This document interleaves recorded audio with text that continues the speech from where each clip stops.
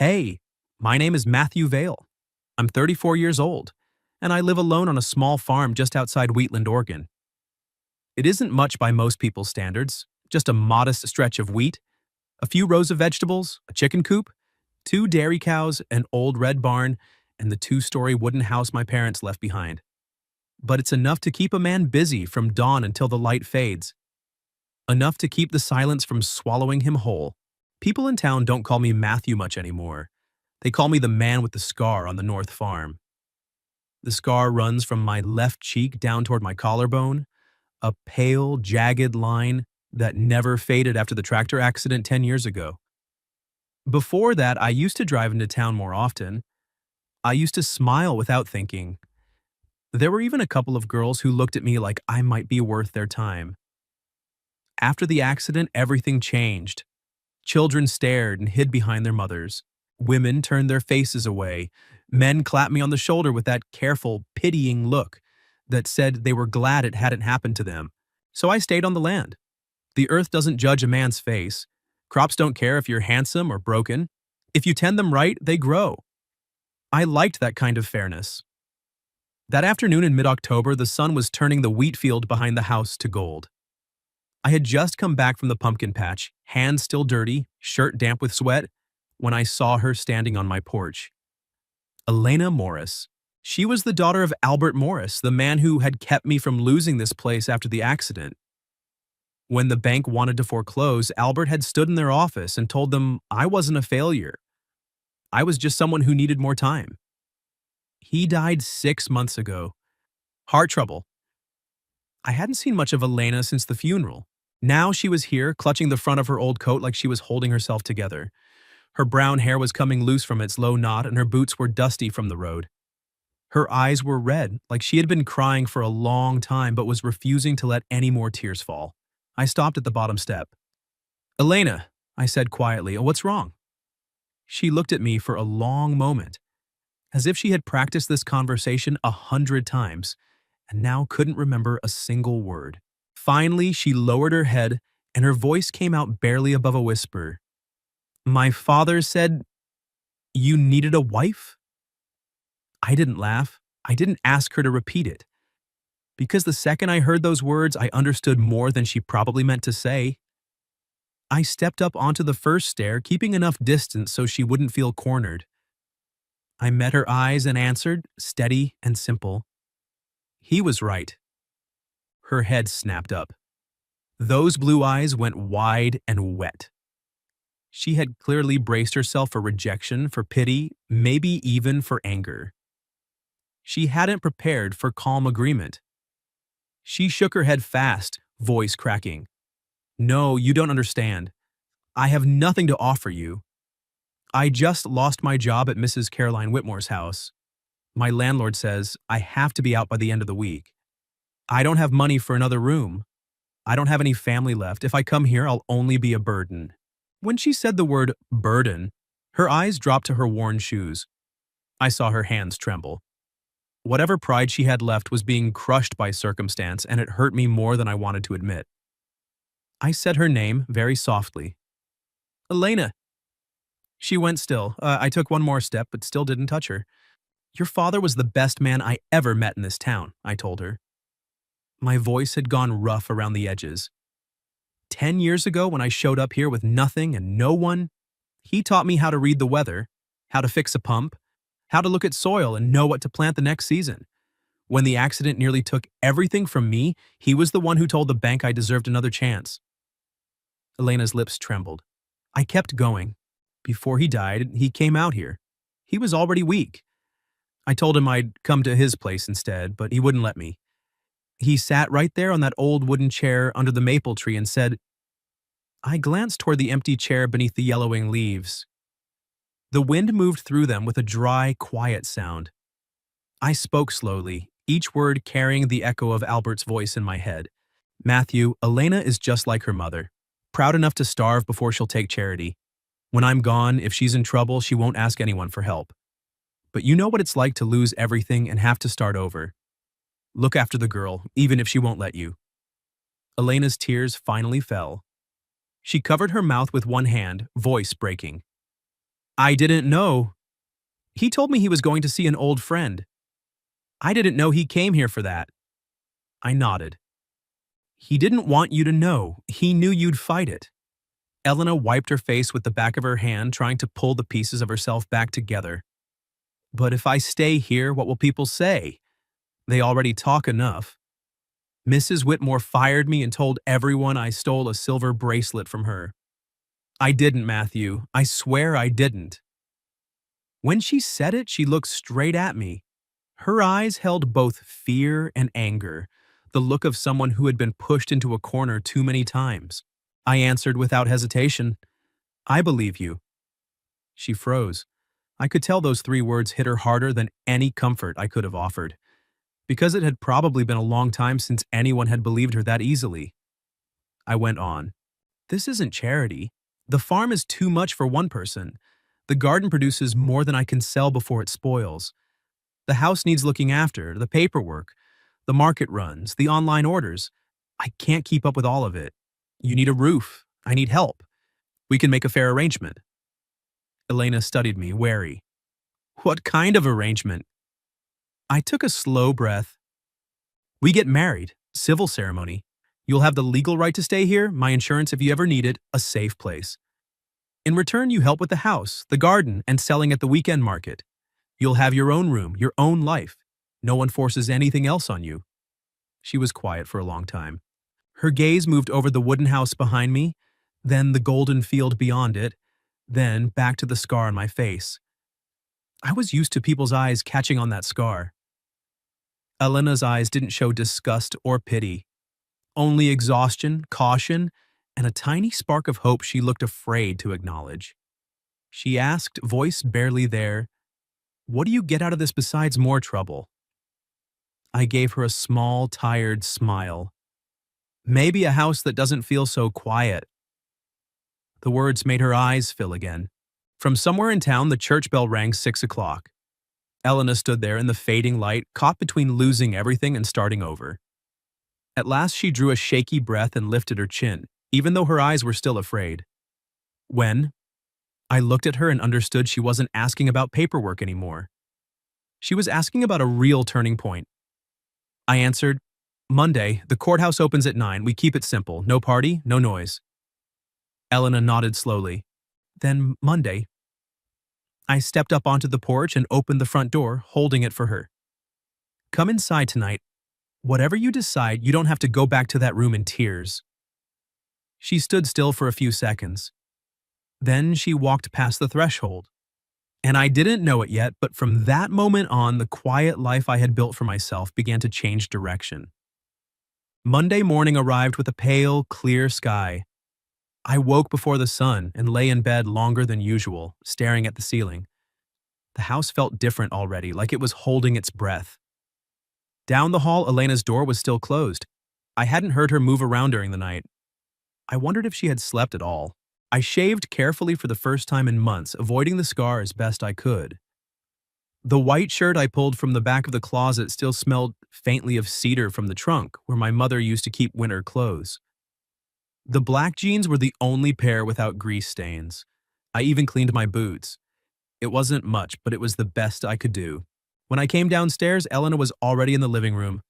She stood near the window with her back to me, wearing a simple, deep blue dress with small white embroidery along the collar. It was modest and a little old-fashioned. She turned when she heard my boots on the floor. The dress had belonged to her mother. She didn't have to say it. I could tell by the way she touched the fabric, like she was afraid it might disappear. She looked at me and went still. Her eyes moved over the clean shirt, the shaved face, the boots. Something in her expression softened, though she tried to hide it. "You look different," she said quietly. I didn't know what to do with my hands. "So do you." Her cheeks colored. She smoothed the front of the dress and looked down. "It's nothing special." "It's enough," I said, and I meant it. We didn't talk much on the drive into town. Elena kept glancing at her hands in her lap. I kept both hands on the wheel and tried not to think about how small the cab of the truck suddenly felt with her sitting beside me. Sebastian Cole was already waiting outside the courthouse when we arrived. The old man wore his good Sunday shirt and had combed up what was left of his hair. He shook my hand, then turned to Elena with a gentle nod. Your father fixed my mower for free one whole summer, he said. He was a good man. I think he'd be glad you're not alone anymore. Elena's eyes shone, but she didn't cry. She only whispered, Thank you, Mr. Cole. Rosa arrived a few minutes later. She hugged Elena hard and then looked me over with open suspicion. I didn't blame her. She pulled Elena aside and spoke in a low, urgent voice I wasn't meant to hear. Are you sure about this? Elena glanced at me across the hallway. Her answer was quiet but steady. I don't know what will happen, but I know he doesn't see me as a burden. Rosa studied me for another moment, then gave a small, reluctant nod. The ceremony itself was over in less than 10 minutes. A county clerk read the legal statements in a flat, bored voice. There was no music, no flowers, no guests except the two witnesses. When it came time for the rings, I took my mother's old silver band from my pocket. It was simple, a little worn at the edges. Elena stared at it. It was hers, I said quietly. I don't have much left of her. If you don't mind. She held out her left hand without speaking. Her fingers trembled just once when I slid the ring on. It fit better than I expected. The clerk cleared his throat. You may kiss if you wish. Elena went very still. I saw the hesitation in her shoulders and decided not to make it harder for her. I leaned in slowly, giving her every chance to step back. She didn't. I pressed my mouth to hers for no more than a second. It was barely a kiss at all, just the briefest touch, but when I straightened up, I saw her eyes had gone wide and dark. She looked as surprised as I felt. Sebastian clapped his hands once, the sound loud in the quiet room. Rosa laughed through sudden tears. Congratulations, you two, Sebastian said, voice rough. Now go on home. A house with a woman in it shouldn't have a cold stove. On the way back, Elena sat with her hands folded in her lap, staring at the silver ring. She turned it slowly with her thumb like she was trying to convince herself it was real.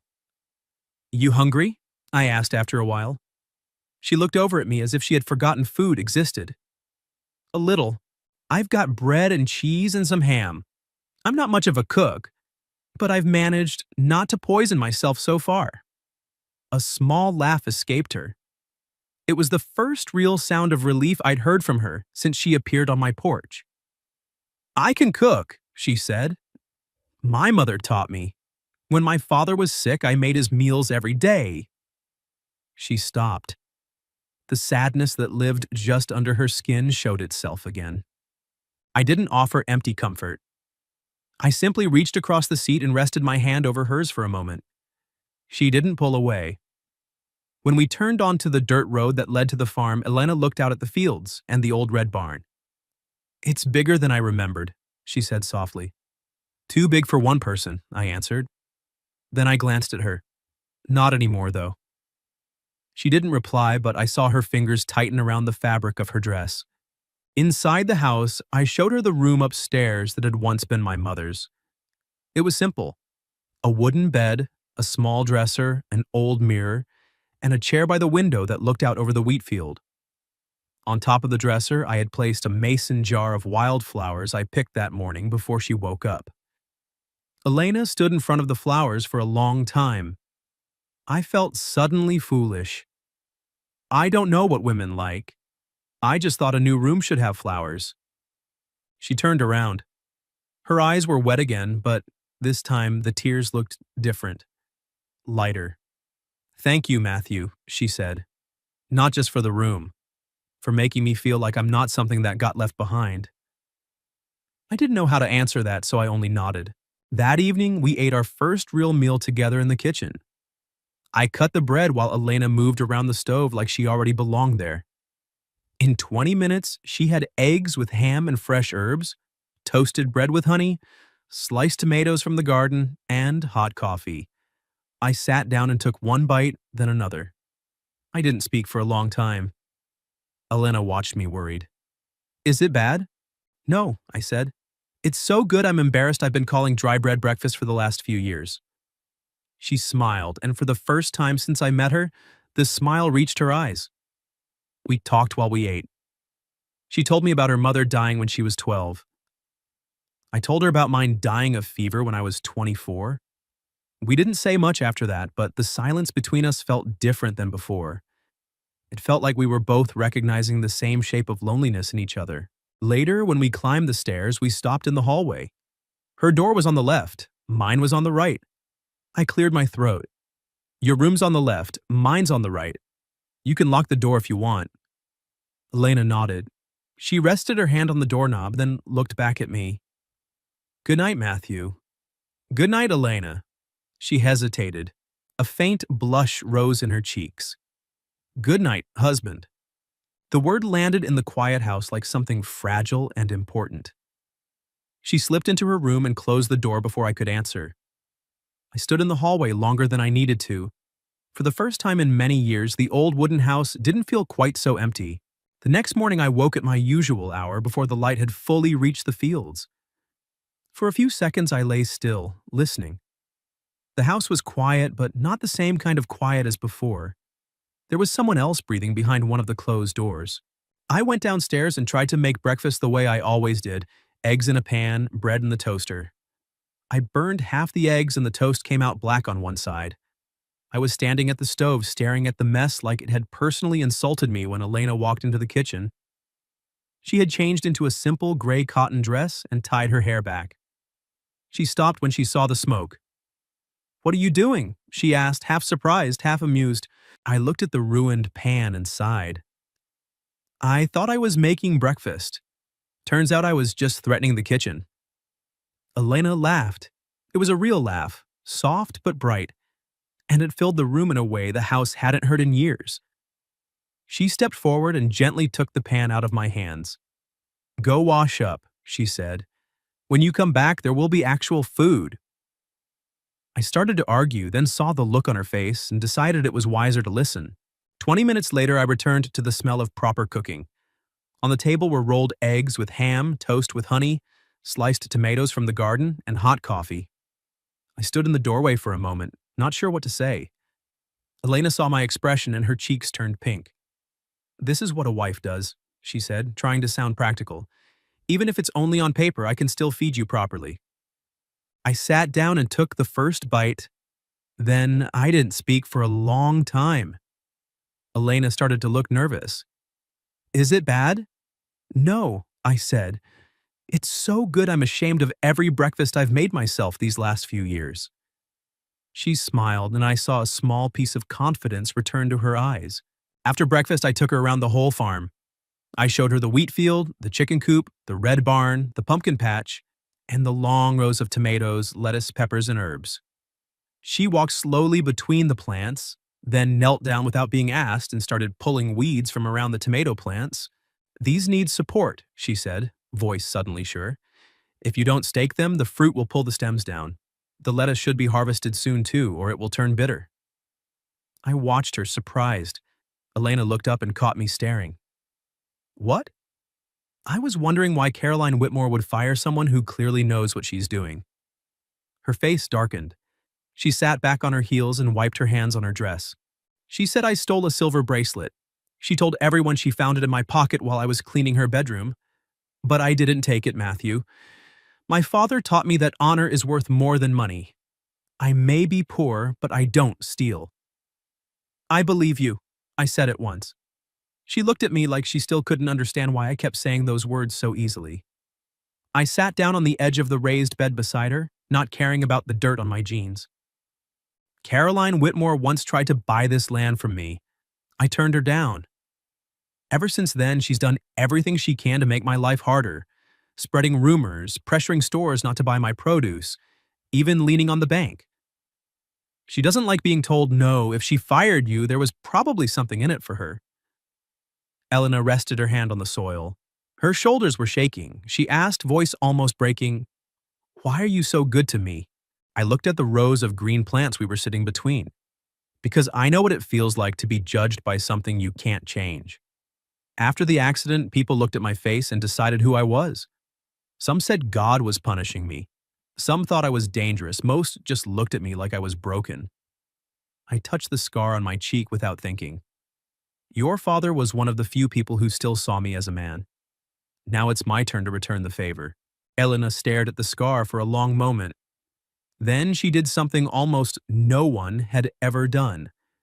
She reached up and gently touched it with her fingertips. I went completely still. She didn't pull her hand away right away. Her voice was quiet but certain.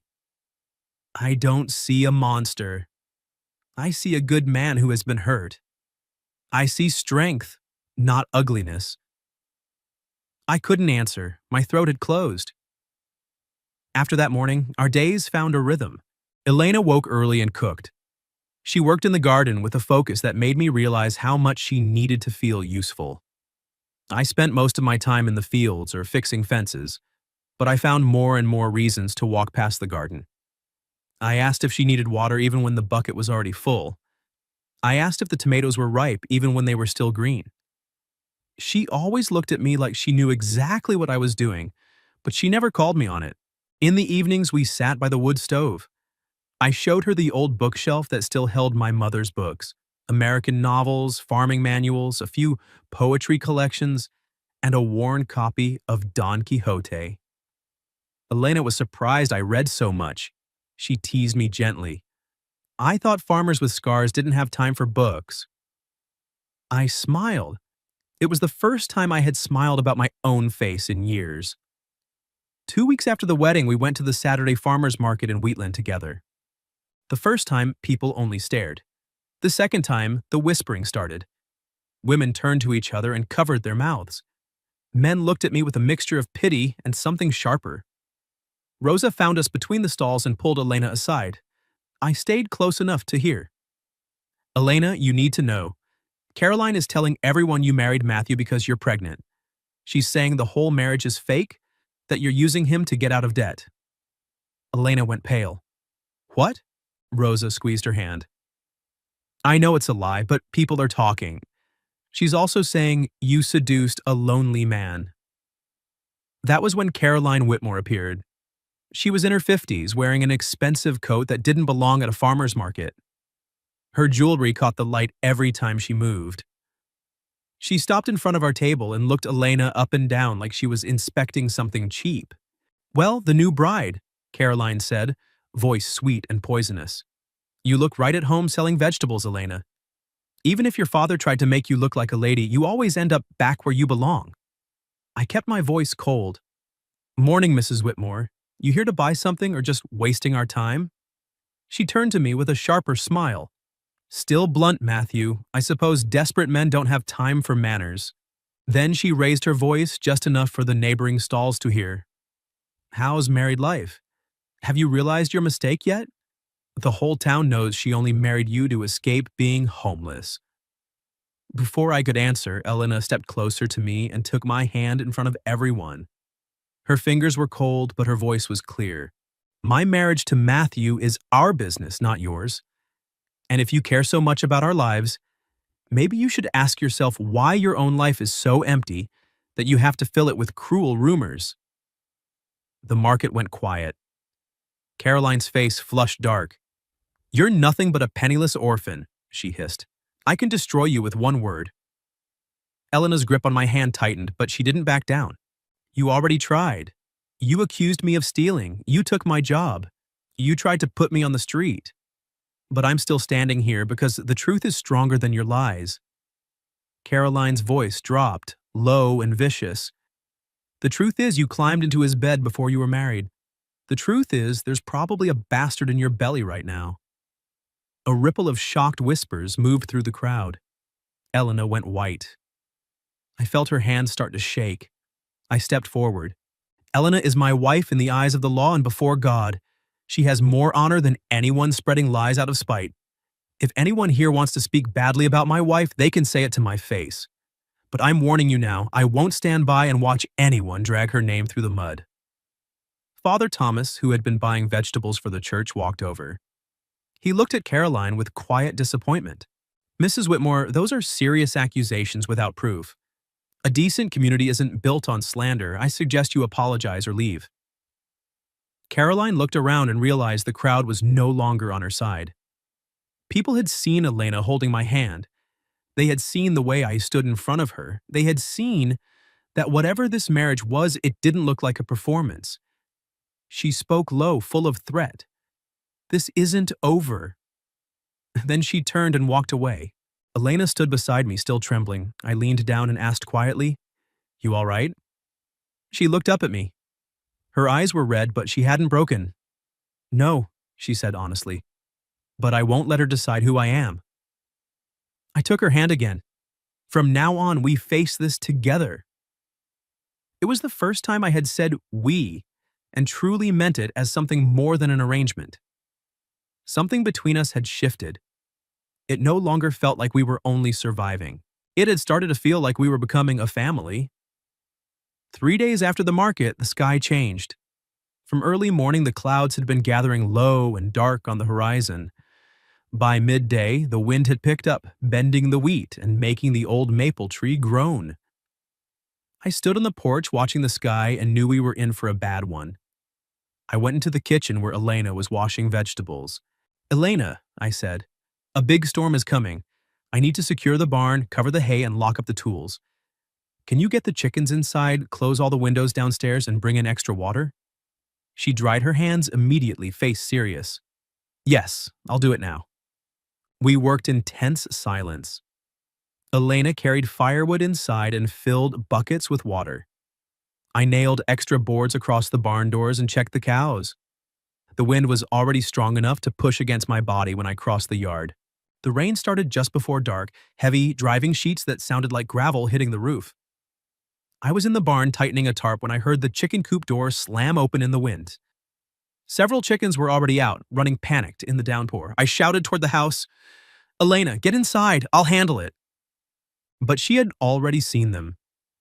She came running through the rain in her old coat, hair plastered to her face, trying to catch two of the terrified birds near the big oak tree. I dropped what I was doing and ran after her. "Elena, go back!" She caught one chicken and bent to grab another.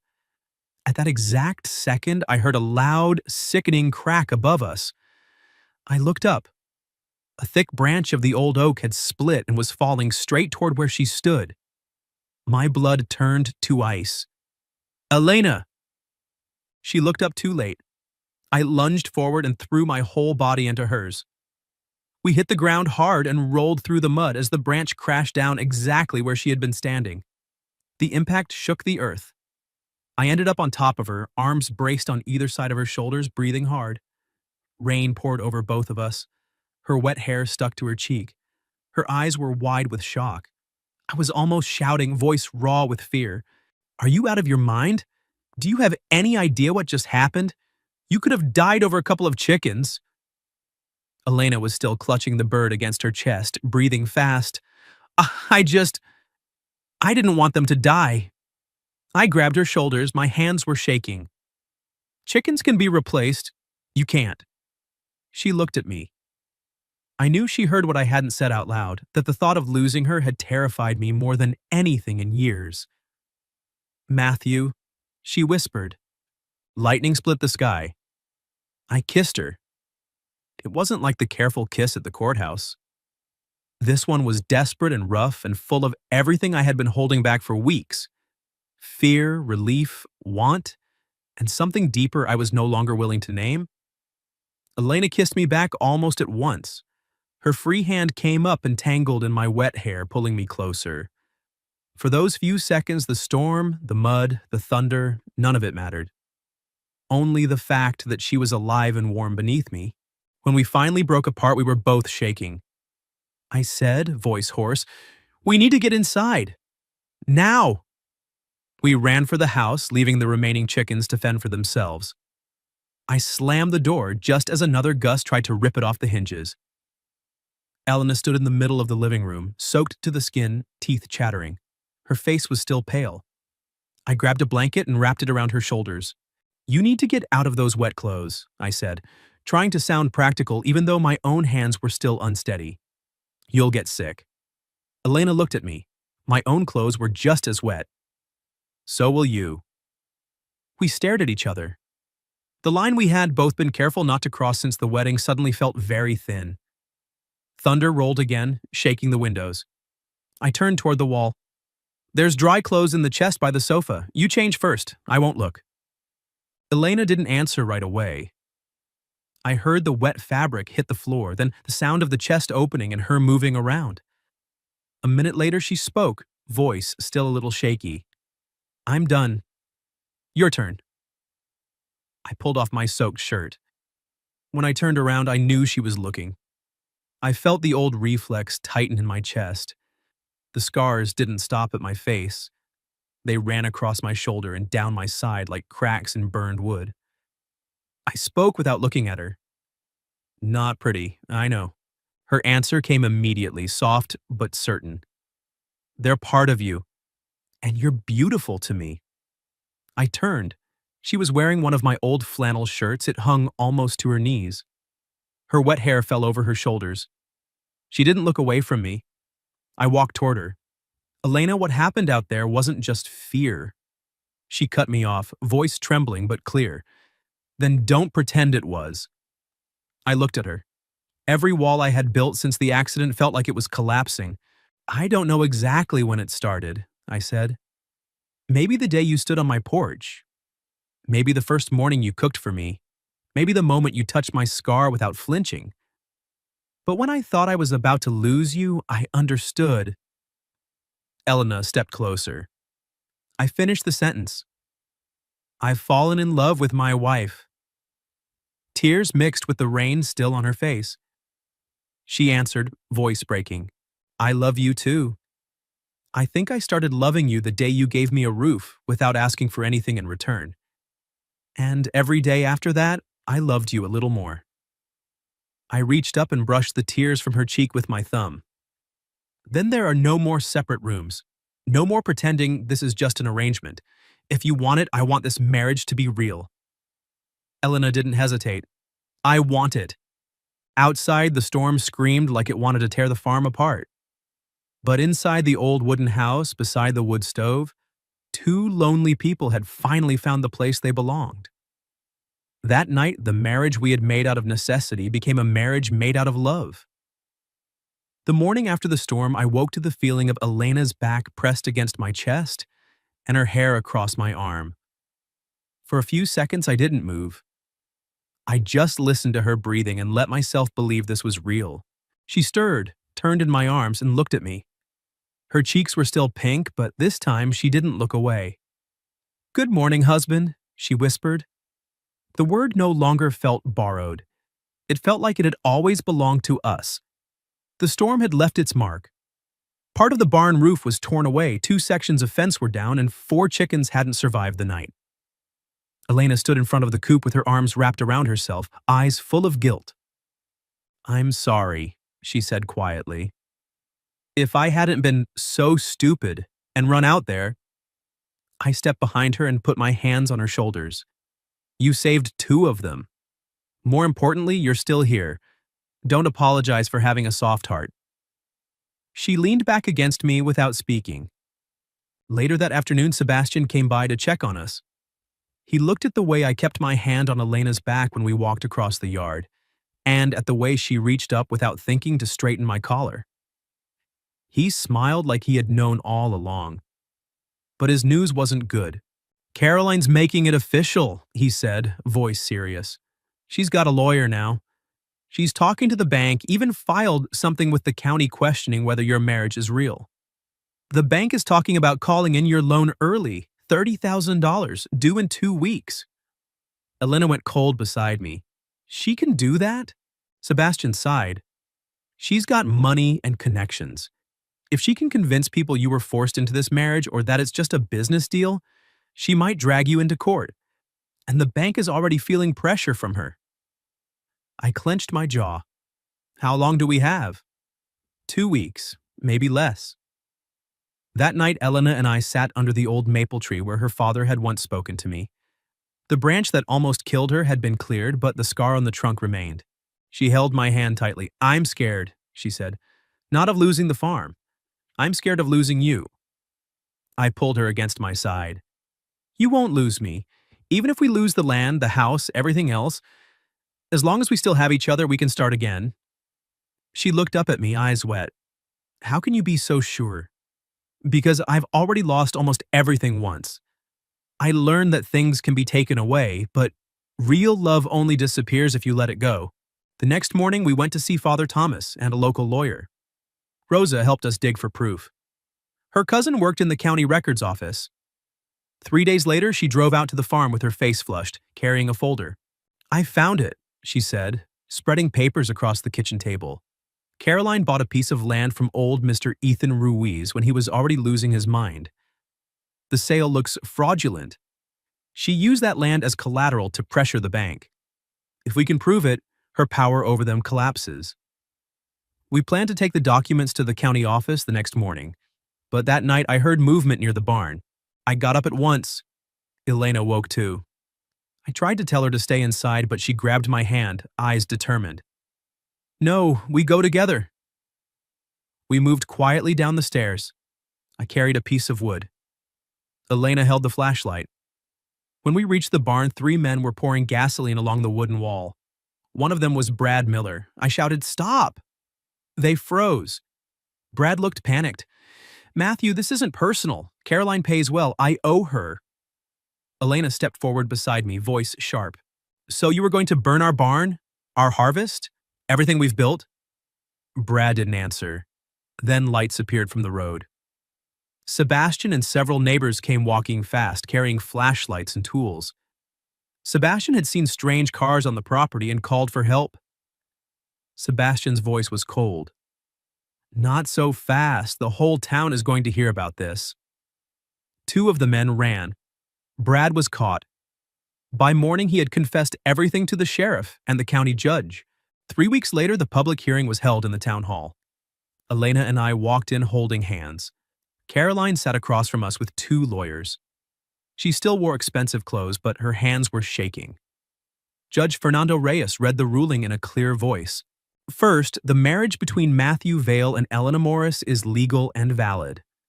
Father Thomas and multiple witnesses have confirmed it was entered into willingly. There is no evidence of coercion. Their relationship has clearly developed into a genuine one. Elena let out a shaky breath. I squeezed her hand. Second, there is clear evidence that Caroline Whitmore purchased land from Mr. Ethan Ruiz through fraudulent means while he lacked mental capacity.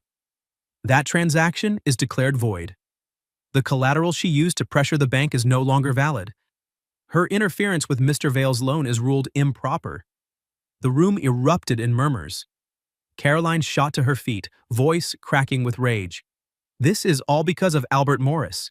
He humiliated me in front of the whole town 30 years ago." Father Thomas stood up slowly. "Albert is gone, Caroline. The person who destroyed your life isn't him. It's you for holding on to that hatred all these years." Caroline looked around the room. No one supported her anymore. No power, no fear. Only a woman who had spent her life trying to punish anyone who had ever told her no. She walked out of the hall in heavy silence. When the doors closed behind her, people began to clap. It wasn't loud celebration, it was relief. Rosa hugged Elena, crying and laughing at the same time. Sebastian put a hand on my shoulder, voice thick. "Your mother would be proud. Albert would be too." That night, the town held a small gathering in the square. There was music, food, and late apologies. Elena and I danced under strings of lights between the wooden posts.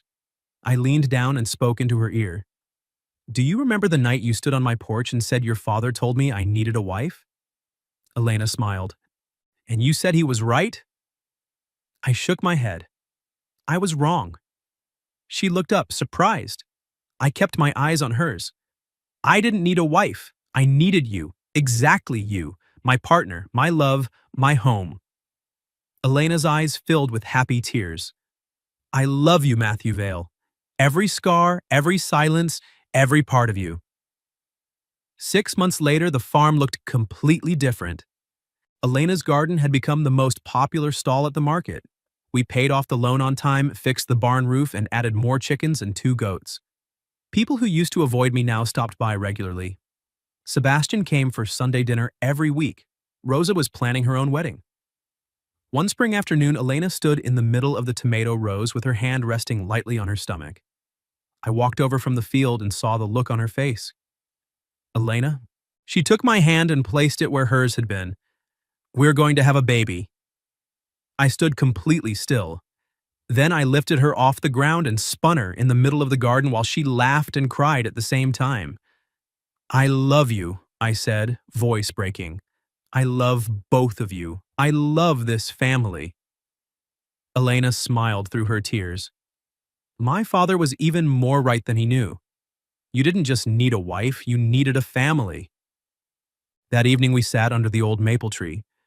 I had built a new wooden bench there and carved our initials into the back, M and E intertwined. Elena rested her head on my shoulder. She spoke softly into the wind. Thank you, Dad. You were right. I looked out at the sun setting behind the wheat field, my arm around my wife and my hand resting over the place where our first child was growing. I had once believed my life would only ever be soil, seasons, old scars, and silent rooms. But Elena had stood on my porch with a trembling voice and one simple sentence, and from that sentence I had been given everything.